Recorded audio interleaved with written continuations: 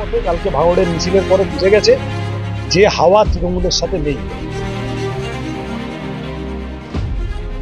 যত দিন যাবে ভাঙড়ে তৃণমূলের গোষ্ঠীদ্বন্দ্ব এমন জায়গায় গিয়েছে, আরও অনেক এই ধরনের ঘটনা ঘটিয়ে সিপিএম বা আইএসএফ এর ঘাড়ে চাপানোর চেষ্টা হবে বলে আমাদের আশঙ্কা।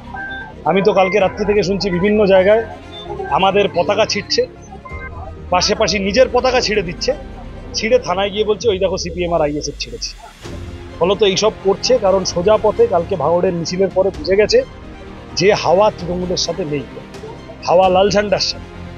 এখন সেইটাকে আটকানোর জন্য ভিকটিম প্লে করা, নিজেরা নিজেদের পতাকা ছিঁড়বে, নিজেরা কোথাও নিজেদের কাউকে অ্যাটাক করবে, করে সিপিএম এর ঘাড়ে আইএসএফ এর ঘাড়ে চাপানো। আমরা মনে করি না এগুলো করা হয়েছে, এবং আমরা যাদেরকে অন্যায়ভাবে ফাঁসানোর চেষ্টা হচ্ছে তাদের পাশে শেষ পর্যন্ত নেই। পুলিশ, বাউন্সার, সিকিউরিটি এইসব নিয়ে করবেন তো, আমরা মানুষকে নিয়ে করি।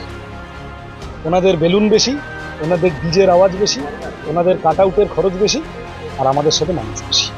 যত পারেন পদযাত্রা।